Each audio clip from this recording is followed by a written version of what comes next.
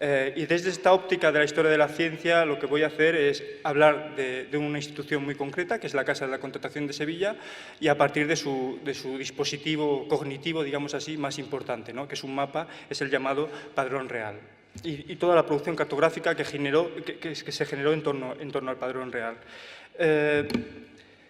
Me parece importante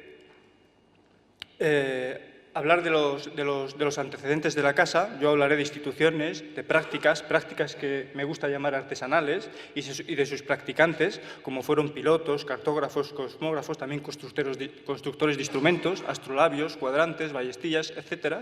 Hablaré de artefactos, en este caso de mapas, y de mapas náuticos, de planiferios y cartas náuticas, pero como decía, me parece importante hablar de los antecedentes cartográficos de la Casa de la Contratación, porque uno, cuando se acerca desde la historia de la ciencia a la historia de la cartografía ibérica, parece que el punto de partida de la cartografía española del 16 es siempre la casa o incluso el planisferio de Juan de la Cosa, ¿no? Y no se acostumbra, para ilustrar sobre todo al lector, a hacer referencia a los antecedentes, ¿no? Sobre todo a los antecedentes náuticos, la cartografía náutica antes de la casa, para entender lo que se hizo en la casa.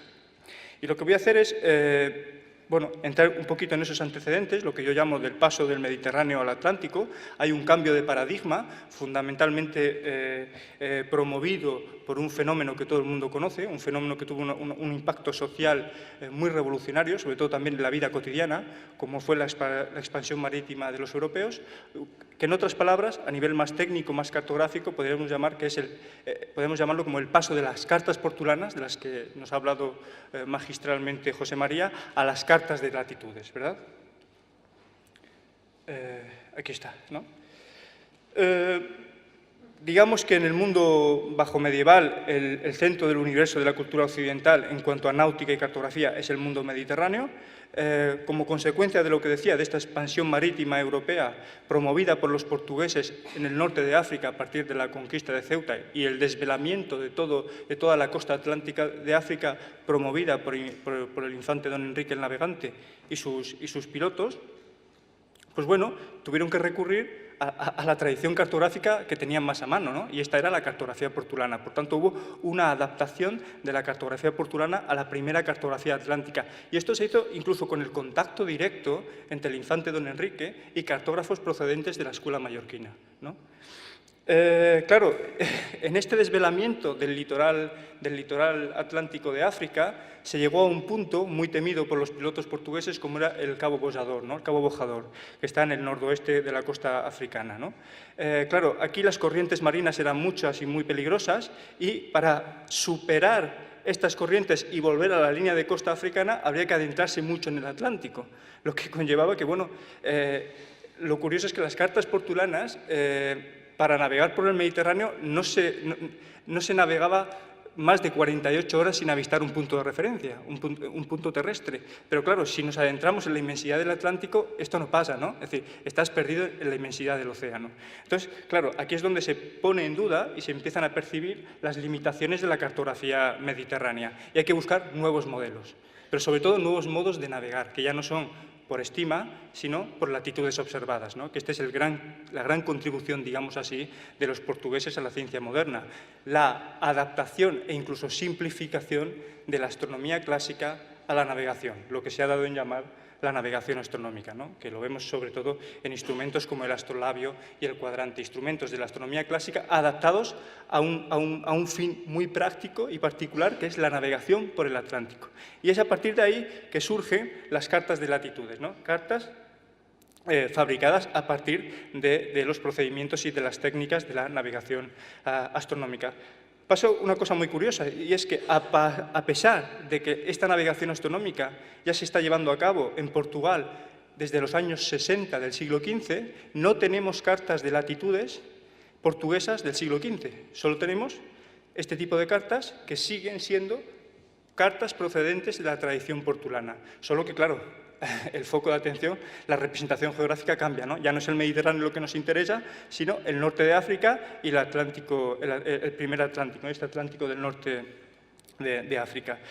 Han llegado hasta nosotros solo 3 cartas portuguesas del siglo XV, que podríamos decir que son los antecedentes más inmediatos de lo que luego sería la producción cartográfica de la casa. Este es otro. con África superpuesta. Bueno, no tengo tiempo de entrar aquí en estos detalles, pero solo para que se tengan en cuenta cuáles fueron los antecedentes de la cartografía náutica de la casa. Y esta otra de Georges d'Aguilar de 1492. A pesar de que hay uso de navegación astronómica en Portugal a partir de los años 60 del siglo XV, no encontramos cartas de latitudes hasta 1502. Dentro de este paradigma de seguimiento de la tradición portulana, también habría que situar, y este es mi punto de vista, la carta de Juan de la Cosa. José María lo ha dejado más o menos claro. Es decir, esta es una carta muy importante para la historia española, para la historiografía española, porque representa efectivamente a América por primera vez, pero a nivel técnico y científico todavía sigue siendo una carta de tradición portulana, digamos así. Habría que esperar mucho tiempo, como decía, para que apareciera la primera carta de latitudes. Es supuesto imaginar que, bueno, ya había cartas de este tipo a finales del siglo XV, pero lo curioso es que no han llegado hasta nosotros. La primera que llega es esta, ¿no? Y estableciendo así un nuevo modelo cartográfico, las cartas de latitudes, que aplica los métodos de la navegación astronómica, y es el Planisferio Cantino de 1502. Tiene un estudio muy reciente de un colega mío en Lisboa, ha demostrado que, bueno, que esta es efectivamente una carta hecha por latitudes observadas. Bueno, vemos que hay una transición, vamos de Mallorca, del Mediterráneo para el Atlántico, podemos decir de Mallorca para Sagres, para Lisboa, y también, y esto es lo que me interesa reflejar, luego hay una transición también de Lisboa para Sevilla. Ya, lo que pasa es que, claro, en Sevilla el paradigma ya no es el paradigma enriquino y los intereses ya no están en África, los intereses son colombinos, ¿no? Lo que nos interesa es adentrarnos en el Atlántico para llegar a América. Una vez en Sevilla, bueno, se crea creo que he pasado bien, esta institución, la famosa Casa de la Contratación, creada en 1503, para regular de alguna forma la ciencia aplicada, es decir, matemáticas aplicadas en este caso a la navegación y a la cartografía. Se crea así el primer departamento cosmográfico del mundo ibérico y, bueno, en torno a la cual hay una serie de expertos, ¿no? Artesanos de orden práctico y teórico. Se establece una serie de prácticas cartográficas solo a partir de 1508, a pesar de que la institución se crea en 1503. Por tanto, el foco científico de la institución surge 5 años después de la propia creación de la institución, con el cargo de piloto mayor y el padrón real. Ahora veremos qué es todo esto. Ya hay una adaptación de la cartografía de latitudes que viene de Cantino de la tradición portuguesa para España. Se genera un puesto muy importante, aquellos que hacen mapas son los llamados maestros de hacer cartas de marear, también existen en Portugal, en los almacenes de Guinea e India, el mestre de hacer cartas de marear, que es anterior. Esto se crea solo en 1519 y el primer titular de este oficio dado oficialmente por la corona española es Nuño García de Toreno, ¿no? Quien prepara las cartas de la famosa exploración de Magallanes Elcano. También se genera el cargo de cosmógrafo de hacer cartas náuticas y instrumentos para la navegación, que es dado a un portugués, curiosamente, Diogo Ribeiro, a pesar de que la historiografía española siempre lo castellaniza, ¿no? Y habla de Diego Ribeiro, ¿no? Y este cargo es creado un poquito después del de Nuño García de Toreno, en 1523, y luego también, dadas las necesidades de implementar la formación teórica de los cartógrafos, se genera la cátedra de cosmografía de 1552, que tiene alguna vinculación con la Academia de Matemáticas. En fin, esto es solo para situarnos aquí, en Sevilla, en la Sevilla del siglo XVI, concretamente aquí, este es un plano de la Casa de la Contratación de Sevilla, para hablar de lo que vino a dar en términos cartográficos esta orden real, ¿no? Que es la creación del padrón real, el llamado padrón general, y de su máximo, digamos así, responsable, que fue el piloto mayor y fue un cargo dado a Américo Vespucio a través de esta orden, ¿no? Quien traía conocimientos jugosos e interesantes a nivel de astronomía náutica para España. El padrón real es un mapa modelo que fue conservado en la Casa de la Contratación, fue creado, como decía, en 1508 por orden real, por orden de los Reyes Católicos. Es un mapa universal en el sentido en que representa todo el orbe terrestre, especialmente aquellas partes que tienen que ver con la jurisdicción española, haciendo hincapié en estas partes. Es una carta general que debía orientar a todos los pilotos de la Casa en la navegación oceánica. Cualquier piloto de la carrera de Indias debía seguir una copia realizada a partir de este modelo, ahora veremos algunos.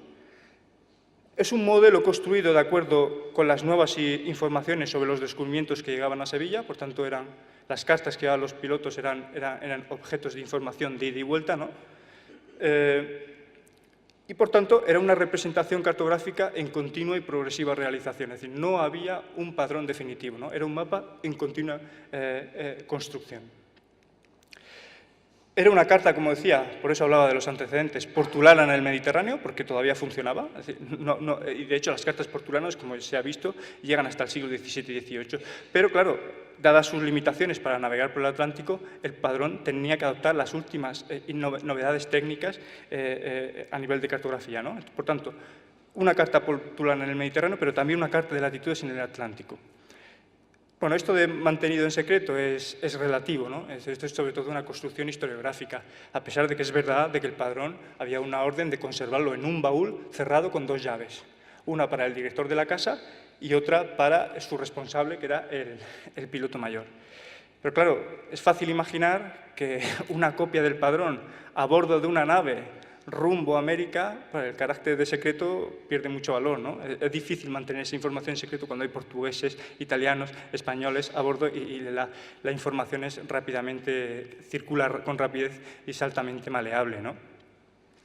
Tenemos que tener en cuenta que el padrón respondió, como casi toda la cartografía náutica del siglo XVI, a un problema político y diplomático de grandes dimensiones, que todos ustedes conocen con certeza absoluta, ¿no? Que es el Tratado de Tordesillas de 1494.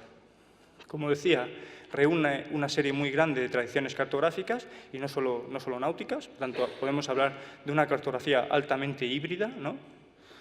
Fue creado para proteger, pero sobre todo para controlar las rutas oceánicas hacia el Nuevo Mundo, siempre en disputa con la corona portuguesa, pero también para acabar con otras alternativas. ¿Y esto por qué? En otros documentos relacionados con la creación del padrón, documentos oficiales, se dice que, bueno, es decir, para restar subjetividad y el aparecimiento de otros modelos cartográficos, queremos crear un único modelo a partir del cual se navegue por la carrera de Indias, ¿no? Un único modelo que es el padrón real. Estaba sujeto a constantes revisiones y correcciones que generaban importantes discusiones científicas, como la que se generó, por ejemplo, y luego lo vamos a ver si tenemos tiempo, en torno a las cartas de doble graduación en los años 40. Todo el siglo XVI está marcado por las reformas del padrón, las llamadas reformas del padrón. Hay más de una decena de reformas en torno al padrón.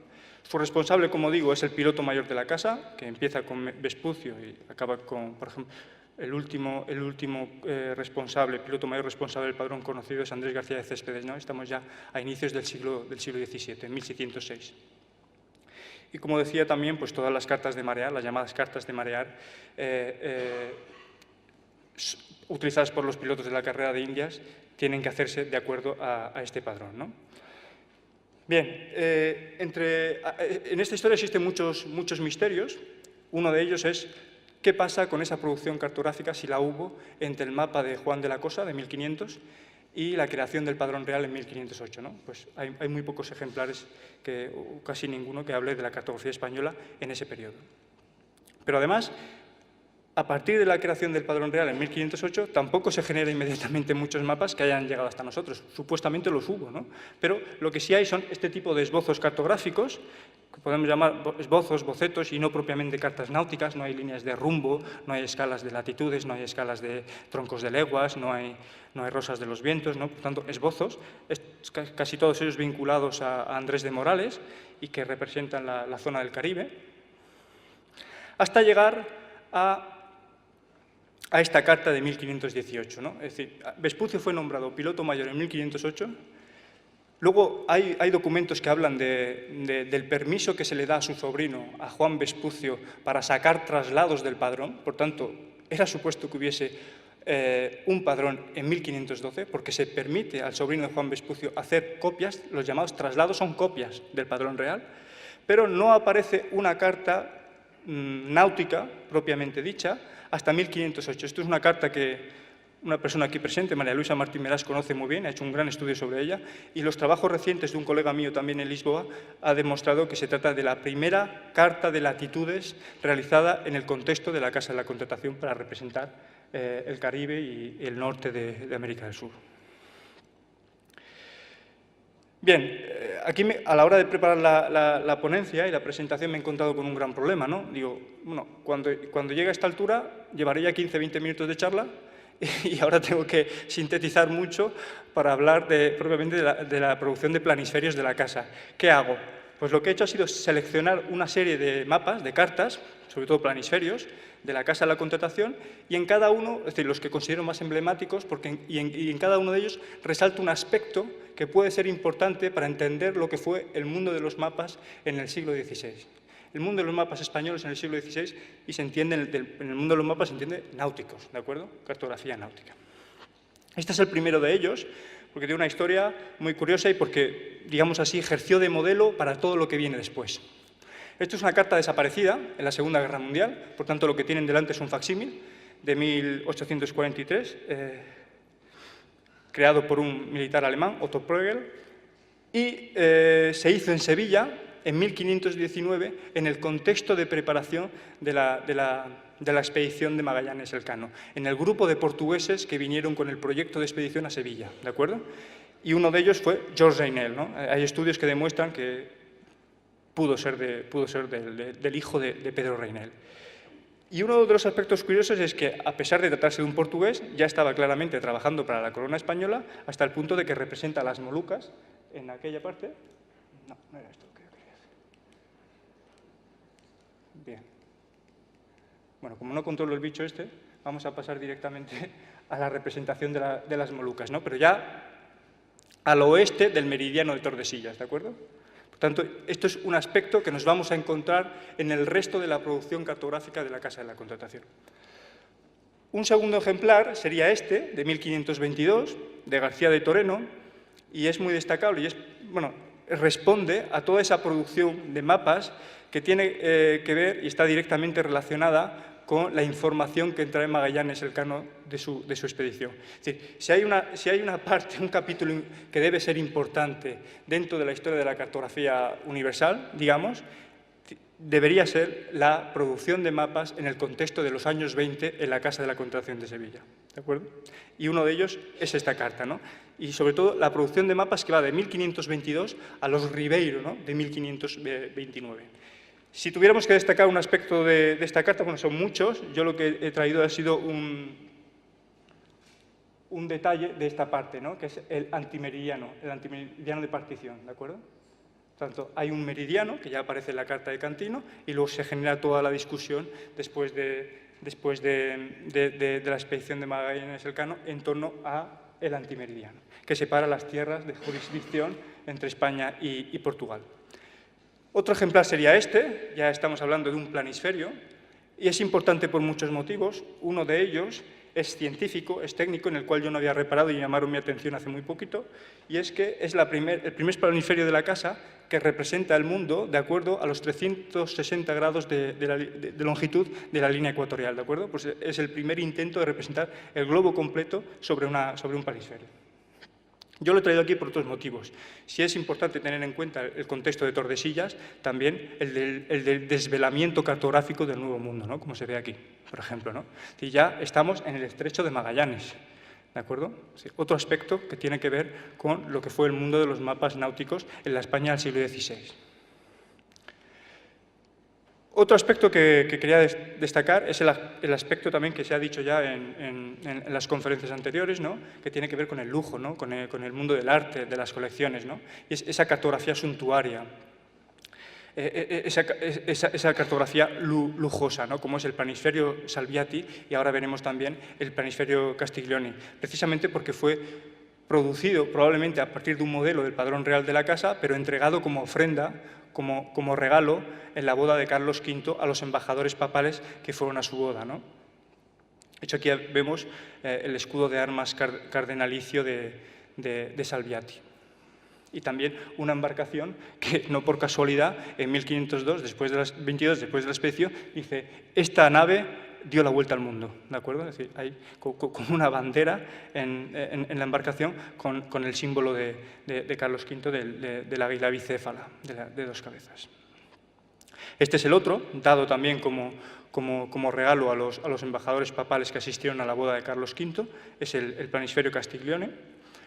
Es mucho menos lujoso, mucho menos bonito que el anterior, pero tiene un aspecto técnico muy importante, que también es un aspecto iconográfico, artístico, digamos así, pero que, bueno, está sujeto a muchas interpretaciones. ¿Qué es esto, no? Es decir, es un mapa donde se representan por primera vez aquí un astrolabio, un cuadrante y una tabla de declinación solar, ¿no? Es el primer mapa donde se representan instrumentos utilizados en la astronomía náutica. El primero de ellos es este. Es decir, la imagen del mapa no está extraída del Castiglione porque es una imagen de baja calidad, sino de un mapa que vamos a ver después, que es el Borgiano, ¿no? El Planisferio Vaticano de 1529, que es el mejor de todos ellos. Este es el otro instrumento, como veis, mucho más simplificado para uso náutico, y la tabla de declinación solar, que son los datos que podríamos encontrar en un tratado a bordo de una nave de la carrera de Indias, solo que dibujada sobre un mapa y no con las tablas de declinación solar que aparecen en un tratado, ¿no? Es otra forma de representar los mismos datos, en este caso de una representación visual. Este mapa ya ha aparecido aquí a lo largo de la jornada, y yo lo traigo por un motivo bien diferente, ¿no? Es decir, si tuviéramos que destacar otro aspecto de la cartografía náutica española del siglo XVI, es sobre todo esa necesidad de hacer propaganda política, ¿no? Propaganda política, a través de este tipo de artefactos. Y esto es claramente una exaltación, ¿no? Propagandística del Sacro Imperio Romano Germánico de Carlos V. Ya pueden adivinar cuál es el aspecto que voy a pasar a continuación, ¿no? El más grande que aparece, el símbolo más grande que aparece en este planisferio sobre el Nuevo Mundo, ¿no? Es decir, un águila bicéfala con una corona dorada que pone de manifiesto quién domina y quién controla, quién es dueño y señor del nuevo espacio geográfico descubierto. Podría mostrar muchos otros mapas. He decidido mostrar estos y ahora llego aquí porque creo que este mapa es el más importante de todos ellos. Es el mapa vaticano, el Planisferio Vaticano de Diogo Ribeiro, construido en la casa, supuestamente en la casa en 1529, porque es realmente una enciclopedia visual. Incorpora todos los elementos, todos los aspectos que hemos ido viendo hasta ahora. No sabía qué aspecto concreto podía destacar para que fuese más perceptible la comprensión de lo que fueron los mapas en el siglo XVI, entonces he decidido hacer lo siguiente, que era destacar el título, ¿no? El título, porque no en todos los planisferios hay un título y no en todos los planisferios hay información respecto al autor y a la institución en la que fue creada, ¿no? Entonces se dice Carta Universal, por tanto no estamos ante una carta parcial, en que se contiene, en la que está representada todo lo que del mundo se ha descubierto hasta ahora, ¿no? Hasta el momento. La hizo Diego Ribeiro, ya está castellanizado el nombre, ¿no? Un portugués, cosmógrafo de Su Majestad, tanto que detenta alguna autoridad, no es un cualquiera, en el año 1529 en Sevilla, ¿no? Y se divide en dos partes. Por tanto, el problema político siempre latente en la cartografía española del siglo XVI, ¿no? Conforme a la capitulación que hicieron los católicos reyes de España y el rey segundo de Portugal, João II de Portugal, en Tordesillas, ¿no? Bien, otro aspecto que se podría destacar de la producción cartográfica de la casa, concretamente de Sevilla, es lo que yo llamo el mercado negro sevillano de cartas náuticas, ¿no? Es decir, hay una orden real, hay una discusión enorme en los años 40 que enfrenta a hombres prácticos con hombres teóricos, a pilotos que se quejan de que los modelos cartográficos, las copias generadas a partir del padrón real, no son útiles para la navegación. Salimos de un punto y llegamos a otro muy diferente, por causa de la declinación magnética, ¿no? De los valores que van cambiando también con el tiempo de la declinación magnética. Entonces, hay un cartógrafo de la casa que se toma muy en serio este problema de los pilotos, y se genera una enorme discusión con los que están a favor y con los que están en contra de las cartas de una sola graduación o aquellos que hablan de cartas de doble graduación, ¿no? La historiografía ha considerado esta carta como una carta de doble graduación porque supuestamente tiene dos escalas de latitudes, una aquí y otra aquí, pero resulta que hay una tercera, ¿no? Por tanto, podemos hablar de cartas de múltiples graduaciones aplicadas a cada una de las regiones donde la declinación magnética es diferente. Aquí tenemos la que no se ve, la más pequeñita, que está en Terranova, ¿no? Es curioso, y por eso hablo de mercado negro sevillano, porque en 1545 el rey prohíbe hacer cartas de doble graduación motivados sobre todo porque los teóricos, los cosmógrafos de la casa le convencen de que este tipo de cartas son inútiles para la navegación, a pesar de que ellos no son los que navegan, ellos no son pilotos, pero bueno, tal vez el elemento retórico de gente que se ha formado en importantes universidades españolas hace con que, bueno, influenciaran de alguna manera al rey y prohíbe este tipo de cartas. Pero esta, curiosamente, aparece en 1550, 5 años después de la prohibición. Por tanto, es fácil sospechar de que hubo una producción de cartas náuticas paralela a lo que era oficial en la Casa de la Contratación, ¿no? Había una gran demanda de cartas y, bueno, esta pudo ser una de ellas.